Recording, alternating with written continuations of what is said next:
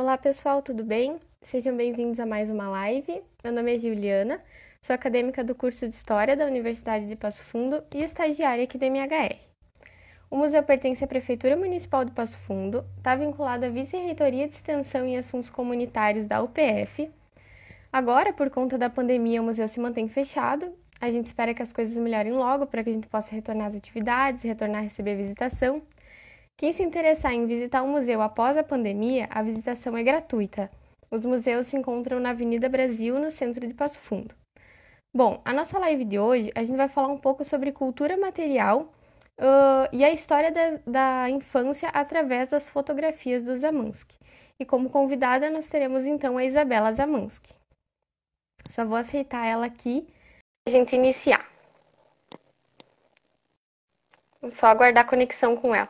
Qualquer coisa, se vocês acharem que o áudio tá com problema ou alguma coisa, vocês avisem, tá?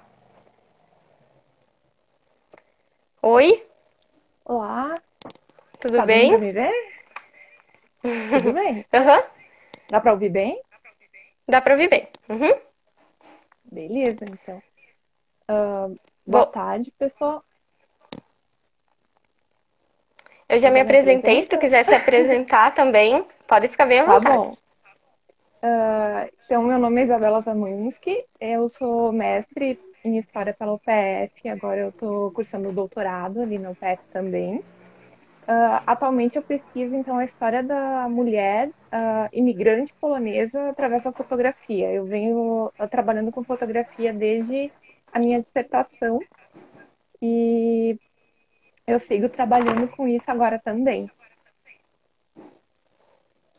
Tá bom. Eu queria te agradecer, tá, por aceitar participar da live aqui com nós. Eu que agradeço. Bom, para nós iniciar então, eu queria que tu falasse um pouco para nós sobre a fotografia como a fonte material. A fotografia, ela é um documento bastante interessante, não só... Me disseram que minha câmera tá virada. Eu tô tentando aqui ajeitar. Eu nunca fiz live no Instagram, então, né? Tudo bem. Deixa eu achar aqui um lugar melhor para apoiar, então. Uhum, bem tranquilo. Problemas técnicos. Ui! Tá, vai ficar melhor se eu colocar aqui. Desculpa, Isso. gente. Aqui, tá. Então, para o pessoal da história, é sabido que os documentos tradicionais do estudo histórico eram os documentos escritos, né? Documentos oficiais, coisas do governo, ou então registros deixados por pessoas que eram consideradas importantes, né? Generais, tudo mais. Então, a partir ali do século XX, houve uma certa mudança, né, nessa forma de pensar, junto com uma série de outras mudanças também, que vieram acompanhando, por exemplo, a ideia de que outras pessoas, não só as pessoas importantes, assim, eram interessantes sob o ponto de vista da história, né? Então, dentro desse conjunto de mudanças veio a ideia de que a fotografia também poderia ser usada como documento. Não só fotografia, né? Mas também pinturas, oralidades, músicas, artefatos arqueológicos, todo esse tipo de documentação seria interessante para a história também, né? Uhum, Então, a fotografia, ela acaba tendo a sua própria história dentro dessa revolução documental. A, as imagens, elas acabaram sendo mais estudadas pelos historiadores da arte.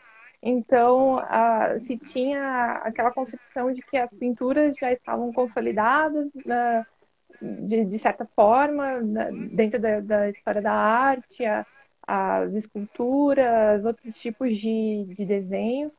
E então veio a fotografia, e a fotografia é arte ou não é arte, né?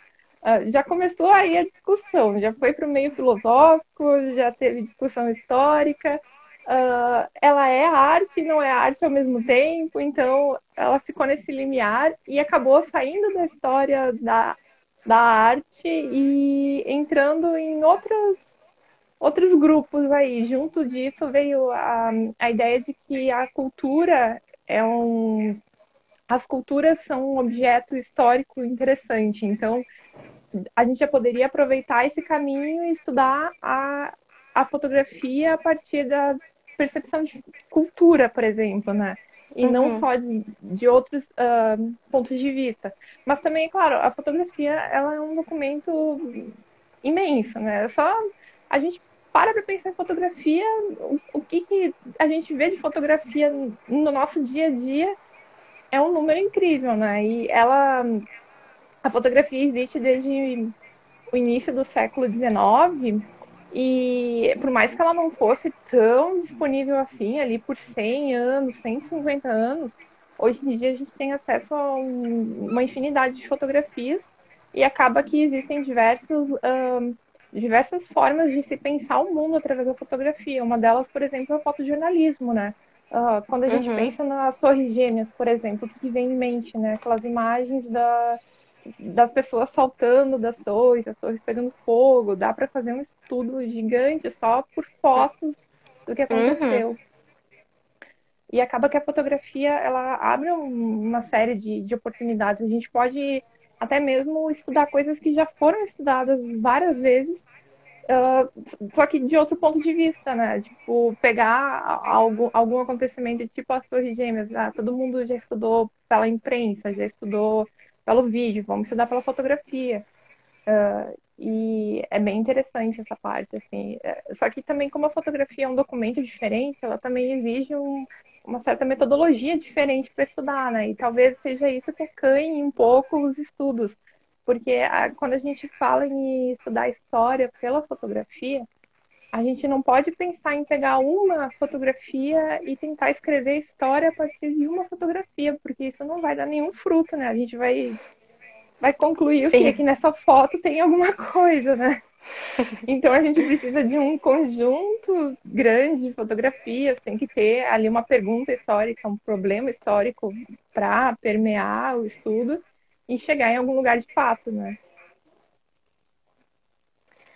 A fotografia, gente, como tu disse, ela se tornou um documento e ela é capaz de atender diferentes demandas sociais, né? Porque através das fotos a gente pode estudar, por exemplo, a história da nossa cidade, através de algumas fotos, né? A gente pode estudar a história da nossa cidade, a história do nosso país, enfim, através dessas fotos. É bem importante isso, né? Bem legal. E acho que é uma coisa que é meio recente, né? Sim. Ela não, Uhum. né? É a partir da década de 70, principalmente, começou a se estudar, e ainda assim também um pouco de timidez, né, em estudos Uhum.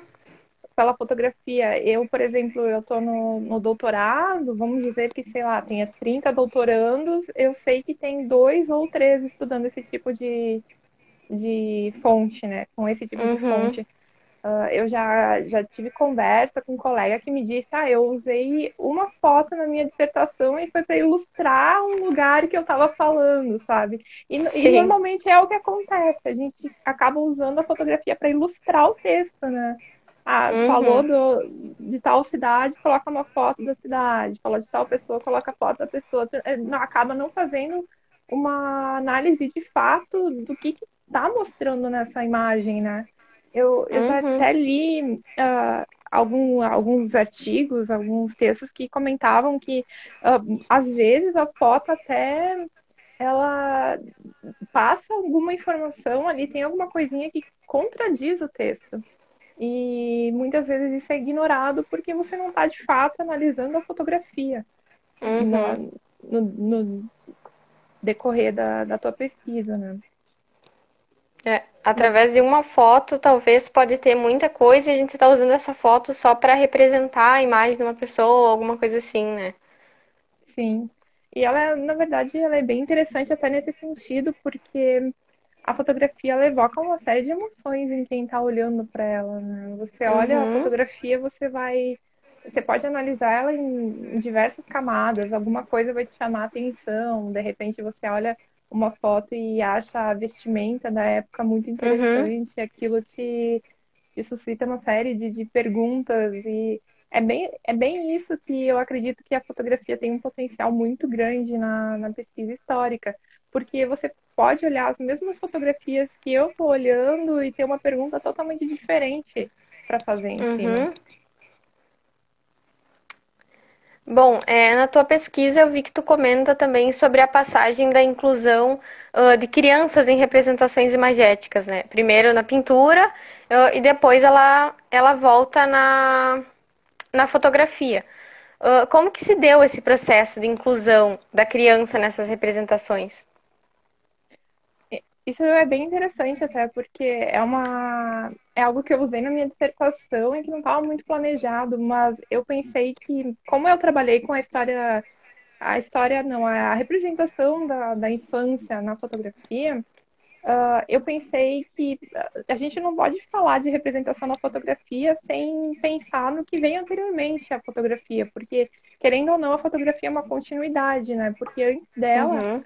as pessoas se apresentavam umas às outras através da pintura. É claro que a gente está falando de gente que tinha dinheiro para pagar alguém para produzir um quadro, né?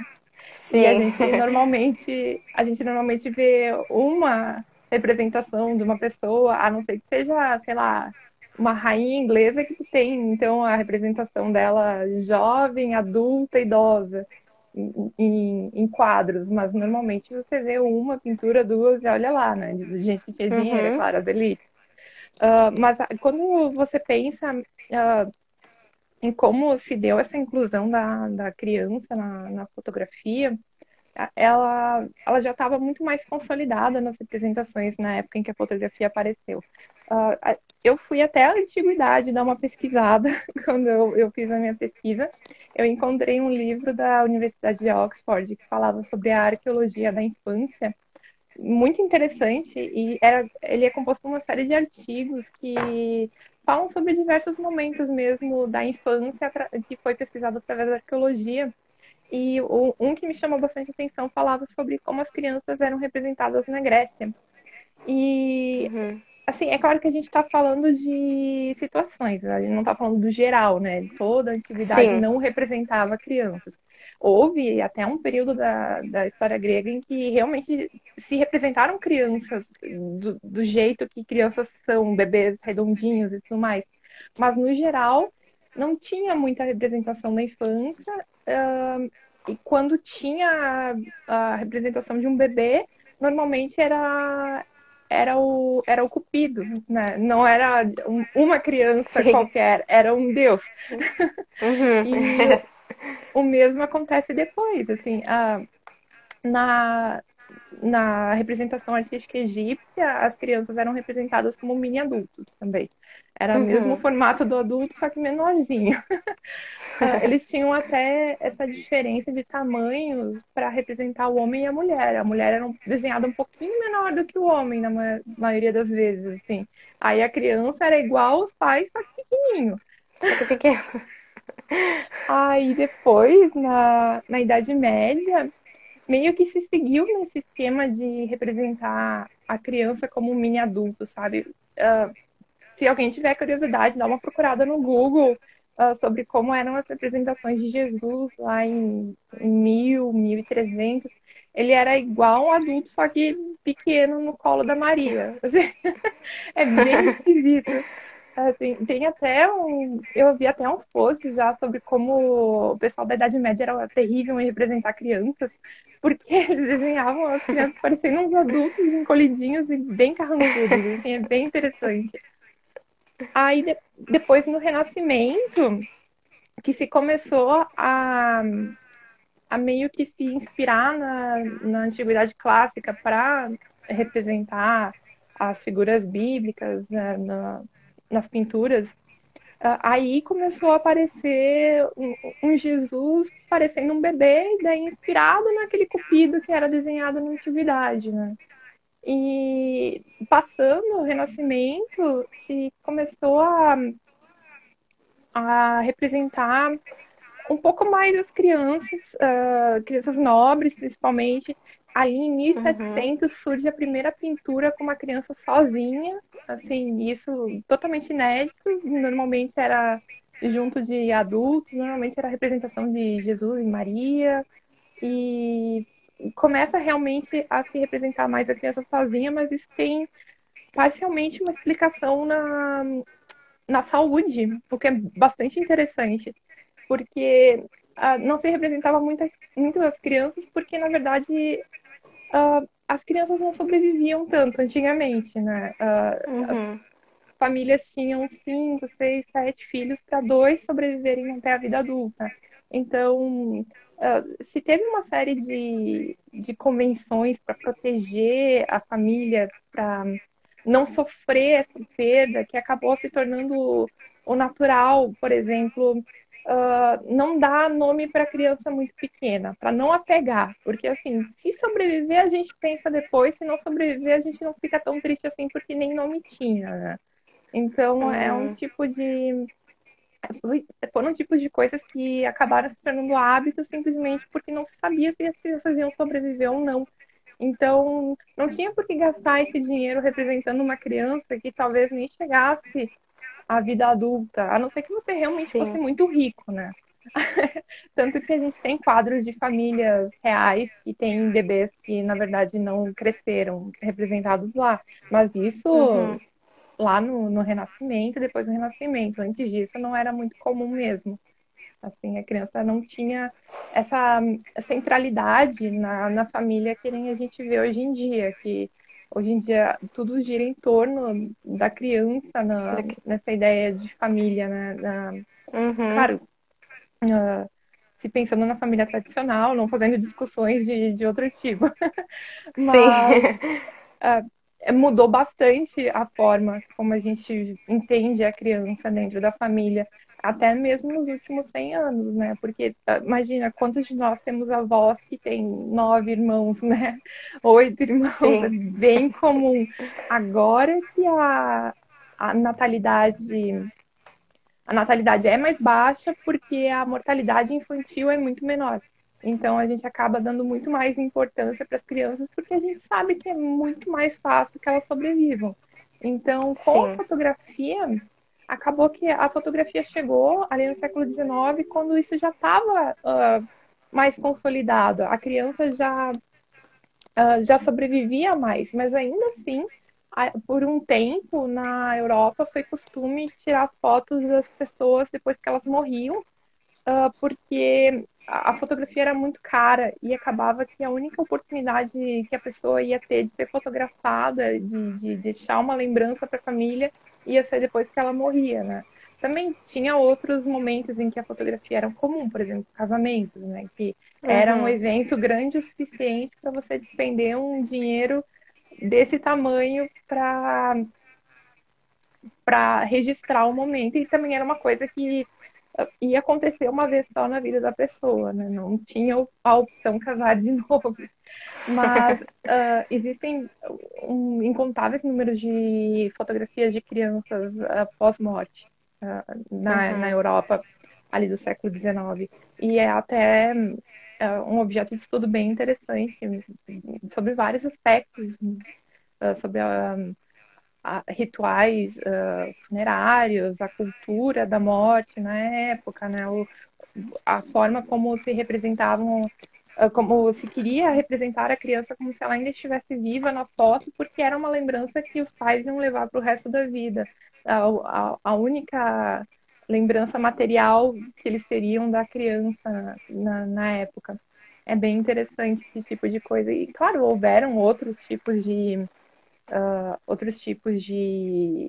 costumes, como, por exemplo, existem uma série de fotografias, se eu não me engano, da Inglaterra, em que se tirava a foto a mãe com o bebê no colo, só que a mãe coberta com um lençol escuro, porque ela não era o objeto da fotografia, o objeto da fotografia era a criança, só que ela estava junto porque a criança tinha que ficar parada. O tempo de exposição para tirar a foto era muito longo, às vezes era meia hora, 1 hora, e tinha que fazer a criança ficar parada, então não dava para soltar a criança sozinha para tirar foto, sabe? Então foi um tipo de costume que se teve na época. Mas na fotografia é bem mais comum ter criança. Foi nas pinturas durante muito tempo. É por isso que acaba se tornando um tipo de fonte bastante prolífica para esse tipo de estudo, né? Eu, Uhum. na minha dissertação, eu peguei um conjunto específico de fotos do século XX e eu não tinha decidido trabalhar com a representação da infância de início, assim, eu ia trabalhar com fotografia, era essa a ideia. E acabou que, olhando as fotografias, as com crianças me chamaram a atenção, principalmente por causa das diferenças diferenças culturais. Assim, porque pensando no século XX foi agora, né? Sim. Historicamente falando, não é nada. Mas Uhum. o tanto de costume que mudou de lá para cá, eu acho que uma das fotografias mais emblemáticas para mim foi uma em que tem um menino sentado em cima de um apoiador desses que se coloca do lado da porta de entrada de casa, com um vaso de flores, e o menino com um cachimbo, fingindo que está fumando. Sabe? É um tipo de fotografia que hoje em dia a gente levantaria um monte de questões, assim, como assim? Não pode dar um cachimbo para uma criança, né? Imagina se fosse uma criança com um cigarro na mão. Ia Sim. suscitar um monte de discussões. Mas Uhum. naquela época já teria um significado diferente. Poderia significar, por exemplo, que aquele menino um dia vai ser um homem e é isso que se espera de um homem, né? Estar lá com o seu cachimbo, porque fumar era um hábito masculino normal. É bem, é bem interessante o tipo de perguntas e respostas que você tem com a fotografia, o diálogo, assim, cultural é bastante interessante, que a parte da cultura é que eu tenho mais envolvimento na história, mas é claro que dá para tirar um monte de questões políticas também, econômicas, fazer levantamentos sobre a economia a partir de fotografias familiares para ver como é que elas estavam representadas, porque muitas vezes a família, como ela ia tirar uma foto, sei lá, na vida inteira reunida, todo mundo ia estar com a sua melhor roupa, mas o que era a melhor roupa para aquela família, às vezes, não era nem perto do que era de fato o alto padrão da sociedade na época, né? Uhum. Às vezes nem sapato eles estavam usando nas fotografias, é bem interessante. É, a gente vê que a iconografia ela possibilita uma série de percepções, né? E pensando assim nas fotografias de autoria do Zamansky, então, tu podia explicar um pouco para nós esses retratos da infância como artefato? Sim, a fotografia dos Zamansky, ela tem todo um contexto, né, para Passo Fundo, quando a gente pensa aqui na cidade, em fotografia da cidade, principalmente fotografias aéreas antigas, a gente muito comumente lembra das fotografias dos Zamansky. Inclusive, na universidade, na reitoria, tem uma fotografia aérea gigante que está assinada pelos Zamansky. Já teve várias exposições na cidade. Eles tinham algum envolvimento com a aviação também, e então fotografias da cidade deles tem muito e bastante conhecidas. Claro, teve diversos fotógrafos na cidade durante o século XX, mas acaba que Zamansky teve algum destaque de certa forma, assim, é bastante lembrado pelas pessoas um pouco mais velhas, não Uhum. tanto pelas mais jovens, né? Porque isso vai se perdendo com o tempo. Mas Sim. eles não tiraram fotos só da cidade, eles tiraram fotos da sociedade também. Então, Uhum. acaba que eles tiraram fotografias dentro do que era padrão na época, né? As, as modas que se iniciavam na Europa e acabavam chegando no Brasil e eram repetidas aqui também. Então a gente pode ver certos padrões, por exemplo, aquelas fotografias familiares em estúdio com o pai e a mãe no centro, e as crianças todas em volta, eles acabaram tirando uma série de fotografias assim também. Então, se a gente pensa na fotografia como um objeto que seria a família iria economizar para ir no estúdio, para fotografar com um profissional, porque não tinha câmeras disponíveis em toda parte, que nem nós temos hoje, se guardariam dinheiro para isso, teria todo um ritual para se tirar essa fotografia. Ela é um objeto que a gente pode considerar histórico por si próprio. Assim, o ato de tirar uma fotografia tem todo um simbolismo, todo um ritual, e a fotografia é um objeto histórico, ainda mais porque ela representa um espaço do tempo que aconteceu e nunca mais vai acontecer, né? Então, assim, você pode pensar na fotografia em diversas camadas, inclusive, tanto no que ela representa, quanto no que ela é, de fato, o artefato fotográfico, né? Os Amansky acabaram deixando um legado muito grande de fotografias da sociedade de Passo Fundo, das famílias de Passo Fundo. Então, como objeto histórico para estudar a cidade, eu acredito que seja muito interessante e possibilita, como a gente estava falando antes, um número infinito de questões históricas para responder, né? Os Amansky, eles trabalharam com fotografia entre 1927 e 2005. Então, a gente tem um espaço de tempo também muito grande para considerar diferentes estudos. É claro que quando você está pensando em desenvolver um trabalho histórico a partir da fotografia, você pode ir por diversos caminhos. Eu acabei escolhendo um estúdio específico, um grupo familiar que era de fotógrafo profissional, e acabei estudando o tempo em que eles mais atuaram, que foi quando eles atuaram até 1980, porque a partir dali eles já estavam muito idosos para trabalhar e acabou ficando um pouco menos prolífico o trabalho, então eu defini esse recorte temporal. Mas eu poderia ter selecionado a minha pesquisa por tema, de repente a representação da infância em Passo Fundo. Aí eu poderia ir atrás de diversos outros fotógrafos e ter feito uma pesquisa não focada em quem fotografou, mas no que foi fotografado, principalmente, né? Então, esse tipo de pesquisa é até interessante, porque daria para observar os padrões e o que sai do padrão também. Nas fotografias, por exemplo, de repente aquela fotografia do cachimbo não fosse de fato comum, de repente fosse algo que só os amantes fizeram porque eles acharam bonito, né? Porque a gente não pode pensar que é claro que tudo tem um propósito. Cada vez que o fotógrafo fotografa alguma coisa, ele está fazendo isso com uma intenção. Ele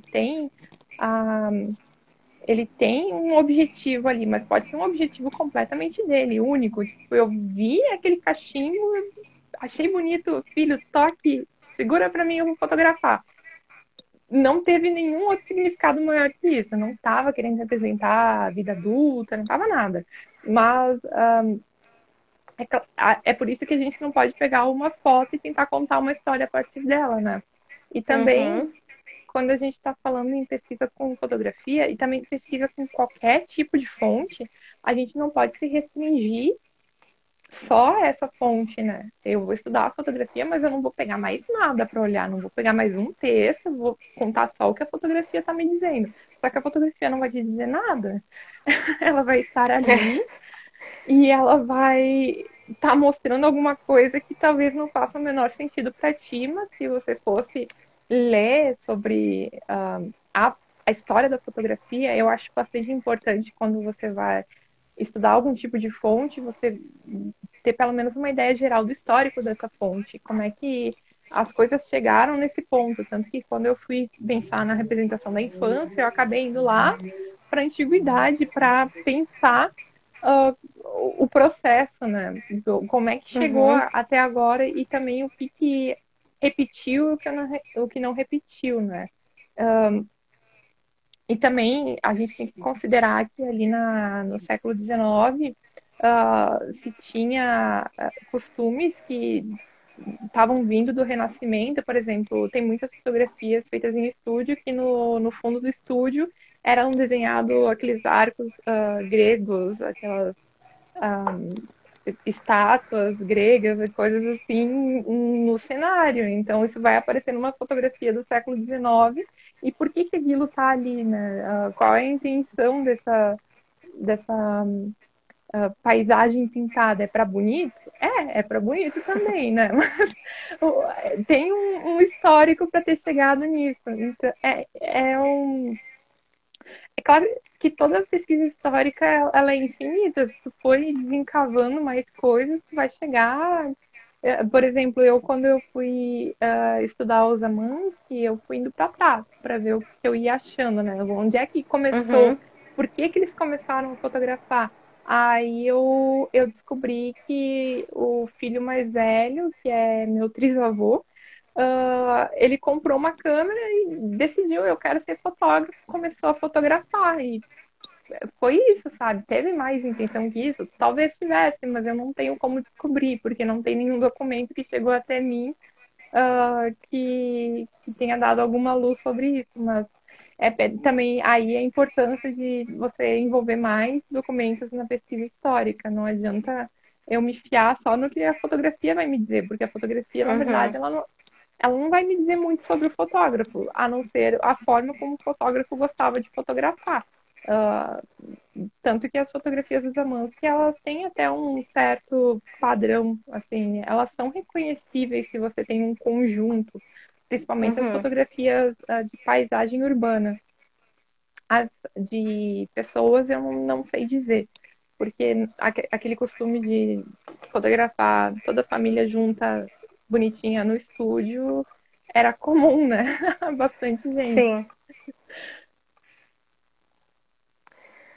Bom, e qual seria a importância desses registros, que eles vêm se tornando uma fonte de análise histórica, né? Acho que a gente já apontou um monte de importância, É.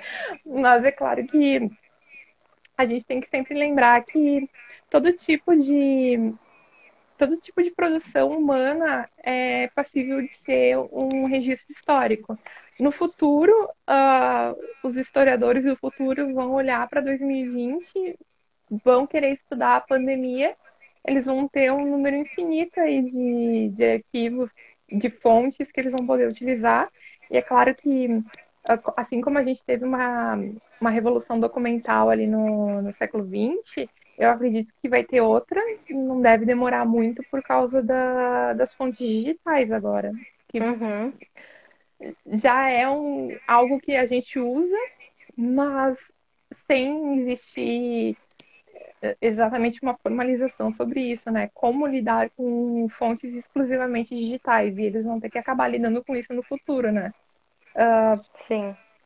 A fotografia, ela foi percebida como importante no século passado, depois de mais de 100 anos de fotografia no mundo.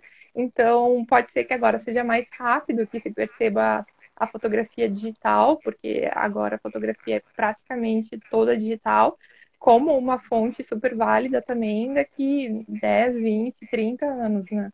Mas eu não acredito que ela vá perder força de alguma forma, porque a gente tem acessa praticamente tudo por imagem hoje em dia. Uhum. Talvez estudos híbridos de fotografia com vídeo acabem se tornando mais comuns, porque no ponto que a gente está agora, a gente faz ou um ou outro, nunca os dois juntos, assim, nunca vi nada realmente específico dos dois juntos.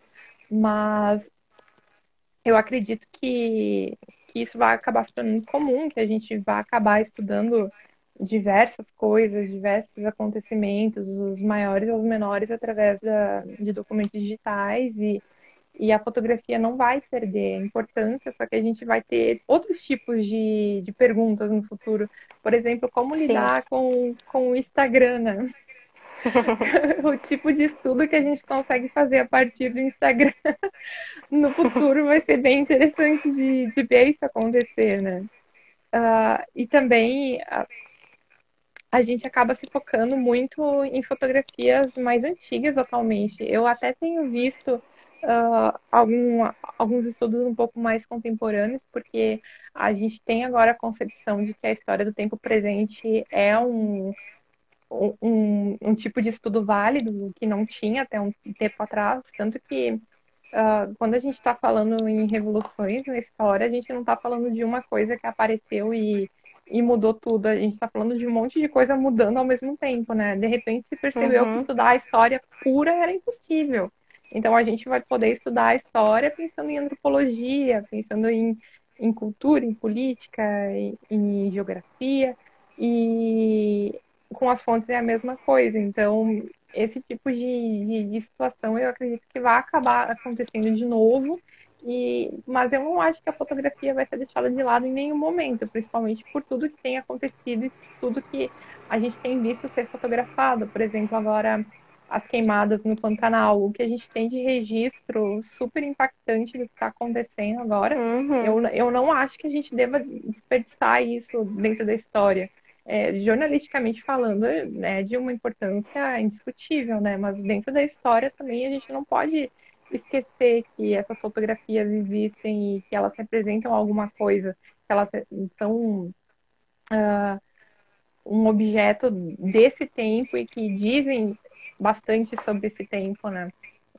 Só que é interessante até pensar nessa parte do Pantanal, porque você olha aquela fotografia e você está vendo o quê? Está vendo a mata pegando fogo. Mas olha tudo que tem por trás disso. A gente tem situação Uhum. política, situação ambiental, descaso, corrupção. E olhando para o que está acontecendo agora, é fácil de identificar, mas é esse tipo de trabalho que o historiador acaba tendo que fazer no passado sem ter acesso a todas essas informações tão juntas e facilitadas, né? Ele não está vivendo o Uhum. passado quando ele está escrevendo o passado. Então, acaba se tornando um pouquinho mais complicado. Por isso que cada fonte acaba sendo um desafio, né? A gente não consegue trabalhar É. com todas as fontes ao mesmo tempo. Eu não conseguiria, por exemplo, pegar artefatos arqueológicos e estudar agora, porque eu não saberia como fazer. Eu teria que aprender toda a metodologia, agora que eu já tenho essa proficiência na fotografia para poder estudar outros tipos de objetos, que nem os arqueológicos. Mas é bastante interessante, né? Porque a gente pode realmente estudar mesmo período de tempo, o mesmo assunto, no mesmo lugar, a partir de mais de um documento, às vezes a partir do Uhum. mesmo documento e tirar conclusões bem diferentes sobre o que a gente está É. vendo, né? Eu até vou utilizar algumas das mesmas fotografias que eu acessei, que eu tive acesso na minha dissertação para minha tese, só que num contexto completamente diferente agora, agora eu estou estudando a mulher imigrante. Como os Uhum. alunos fizeram imigrantes poloneses, eu posso incluir eles na minha nova pesquisa também, né? Então, a gente acaba vendo o potencial das fontes dessa forma, né? É claro que é algo que você vai adquirindo com o tempo, não é algo que vai parecer tão óbvio assim, logo que Sim. você começa a pensar em história, mas principalmente quando você está indo para uma fonte que você nunca estudou também, né? Como lidar com aquela fonte, como fazer as perguntas para aquela fonte, porque a fonte não vai me responder, eu vou ter que descobrir as Sim. respostas, mas eu tenho que saber como perguntar para ela também, né? É, mas a fotografia, apesar de ela, como um documento, assim, ela ser algo novo, eu acredito que seja algo que está crescendo bastante, né? Porque tudo que a gente vê realmente tem uma imagem, toda notícia que a gente vai ver tem uma imagem, eu acredito que seja algo que está crescendo bastante, né? Na verdade, fotografia a gente já tem muita, muita. Uhum. Tudo que se produz num dia hoje é mais do que se produziu durante todo o século XIX. Então, fonte É. tem. A questão mesmo é se as pessoas vão usar isso ou não, né? Mas eu acredito que Uhum. sim. Eu acredito que sim, porque está sendo bastante incentivado essa, essa pluralidade de documentos, né, nos cursos de história. Sair do óbvio, assim, de estudar Sim. só o documento oficial tem bastante gente que ainda faz isso, e eu acho importante porque existem outras perguntas que você quer responder a partir desses documentos agora. É, o tempo vai passando e as perguntas também vão mudando. 100 anos atrás, quem é que pensaria em estudar as mulheres de algum movimento qualquer, né? Sim. Para quê? Não tem porquê, mas hoje em dia a gente sabe que a gente tem essa ânsia de responder questões diferentes sobre assuntos diferentes, sobre incluir os que foram excluídos. Então, revisitar documentos que já foram vistos anteriormente, sob novas perspectivas, é interessante, sim. E Uhum. a fotografia mesmo permite esse tipo de estudo. Você pode ter feito um estudo inteiro sobre crianças em cima da fotografia e de repente pensar, mas olha que interessante, eu vi duas pessoas negras, duas crianças negras na minha fotografia. Cadê as crianças negras? Aí de repente seguir nesse sentido, né? A própria Uhum. fonte vai te dando uns caminhos meio assim abertos ali que você pode tentar explorar. E eu realmente, eu acho que eu tenho no meu acervo ali da dissertação, eu acho que eu vi duas fotos com crianças negras. E olha lá, assim, então já tem mais uma pergunta aí para responder É. eventualmente, né? Se alguém tiver interesse, ou se eu tiver esse tempo, uma hora, é bem interessante. É.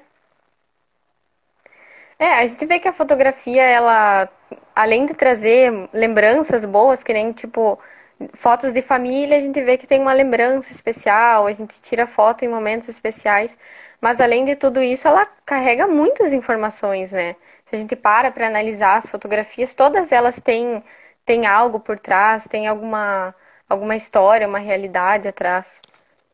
Exato. E só de questões culturais é fascinante. Eu tenho uma fotografia que eu usei na minha dissertação que eu achei fantástica, que é de uma festinha de criança. Daí tem um bolo gigante na mesa, tem uns docinhos e tal. Aí tem aquelas garrafas de vidro de refrigerante que eram bem comuns antigamente, e no meio das Sim, garrafas de vidro de refrigerante tem garrafas de bebidas alcoólicas no meio da mesa, ao alcance da sim, criança, sabe? E é uma coisa que talvez você não fizesse hoje em dia. Talvez tivesse uma mesa separada dos adultos.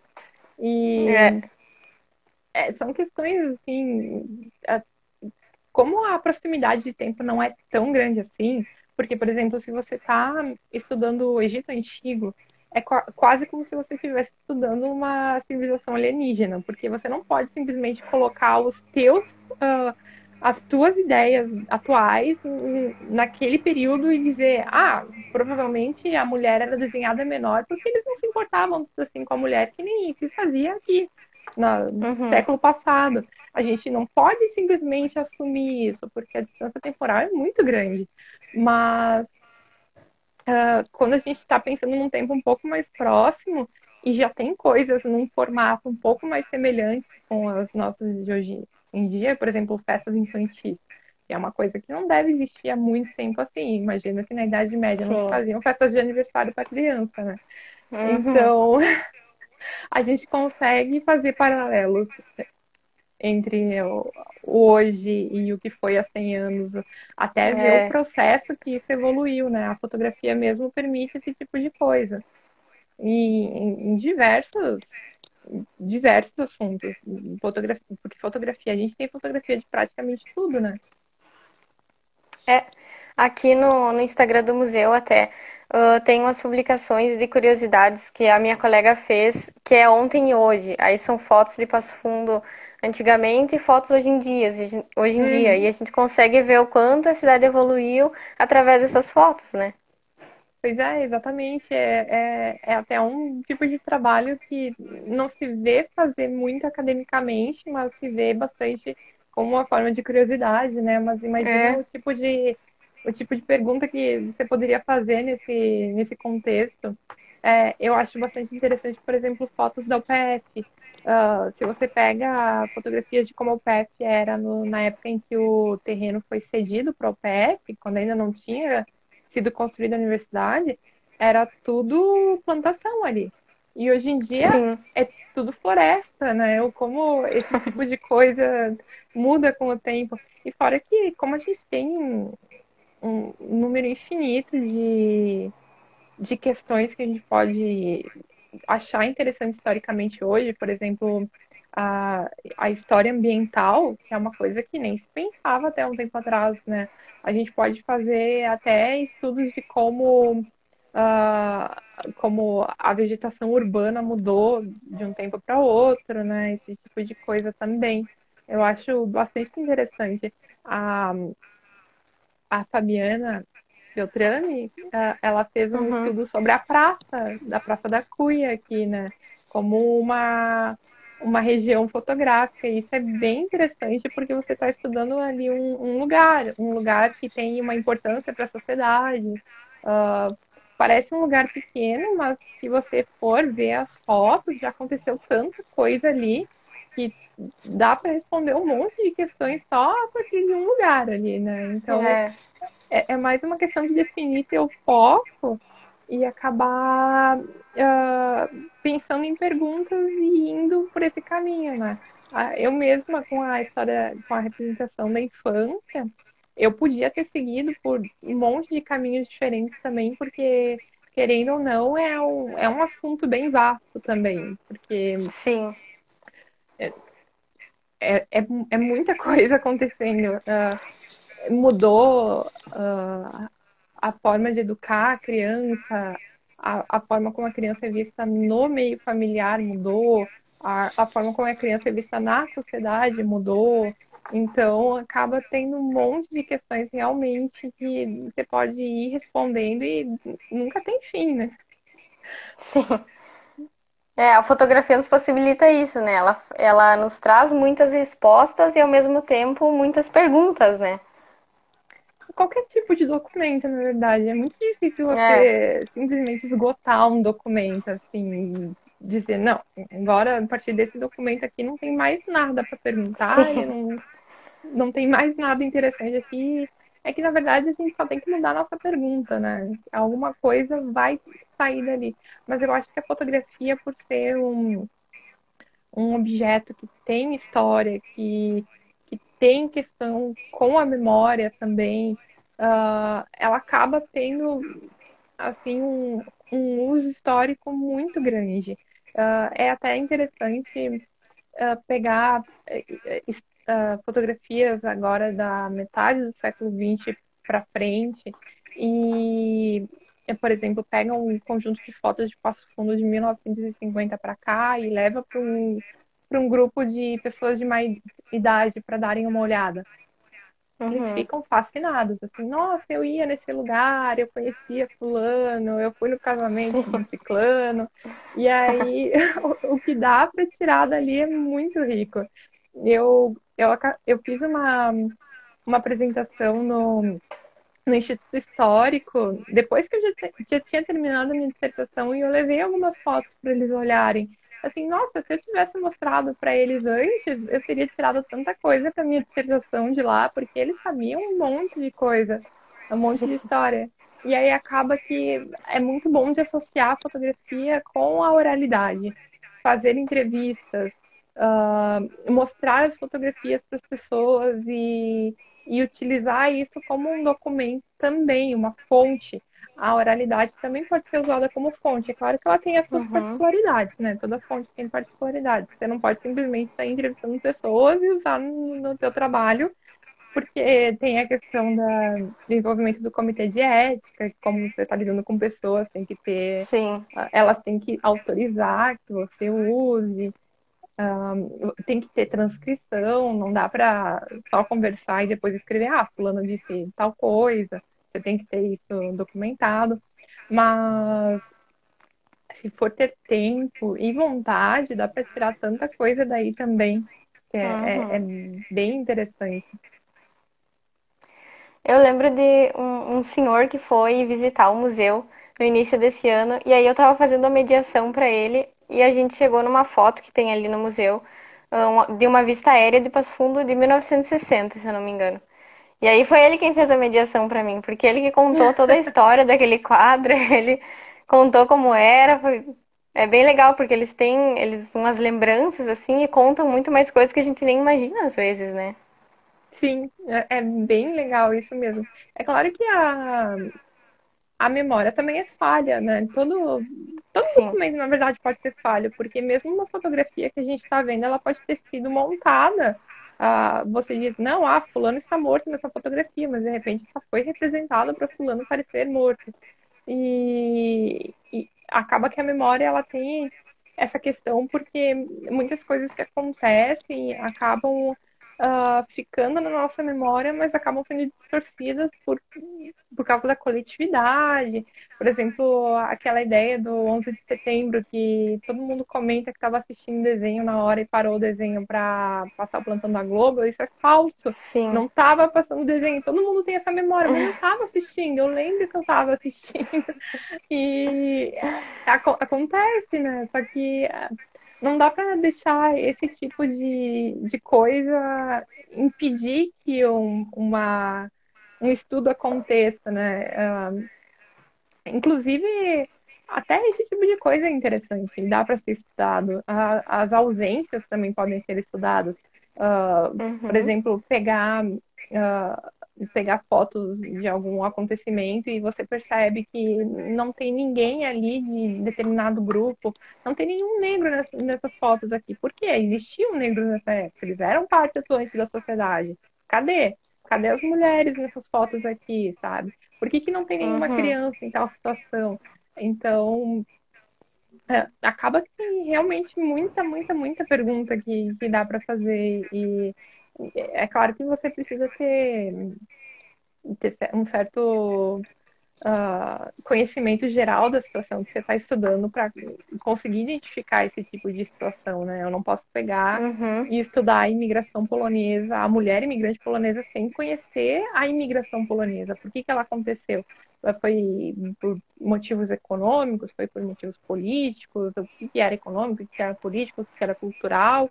E aí sim conseguir entender por que a mulher polonesa não vinha sozinha para o Brasil. Ela sempre vinha junto da família. Você via homens solteiros vindo, você não via mulheres solteiras que não tivessem vindo com os pais. Aí, por quê? Aí, essa foto me mostra o quê? Por que eu só tenho fotos de mulheres com a família aqui? Só tem fotos familiares. Eu até agora, eu Uhum. praticamente só tenho fotos familiares com mulheres, assim. Então, Sim. é, tu fica naquela expectativa de encontrar uma coisa, até que tem que ter cuidado com isso, porque às vezes a gente fica esperando respostas e fazendo de tudo para encontrar essa resposta, mesmo na fotografia, e você não vai conseguir essa Não resposta encontro. claramente, né? E também você Uhum. não pode manipular o que você está estudando para chegar naquela resposta também, né? Tipo, encontrei uma mulher solteira que veio da Polônia, com certeza isso era o que acontecia. Não é uma exceção, virou uma regra, porque era o que eu queria que Sim, acontecesse, né? Tem que ter esses cuidados, hein? Como em toda a pesquisa histórica, né? Não só na fotografia. sim.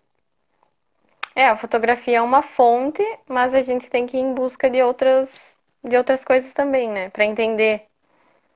Exatamente. Uhum. E aí dá para tirar informações de todo quanto é lugar, né? Como quando a gente está trabalhando com fotografia, o que realmente depende é o tipo da pergunta que você está fazendo. Uhum. Por exemplo, estudando imigração, é bastante comum você procurar registros dos imigrantes que chegaram. E ajuda bastante, né? Esse tipo é um Sim. documento oficial que seria tratado como um documento tradicional, assim, mas que ele vai ser um auxiliar para ti nesse tipo de estudo. Não dá para desprezar a existência desse documento só porque eu estou querendo inovar e fazer uma pesquisa com Sim. fotografia. Eu não vou conseguir fazer minha pesquisa inteira só com fotografia, né? Sim. Bom, o nosso tempo está quase acabando. Não sei se alguém que está assistindo quer fazer alguma pergunta, se tem alguma dúvida.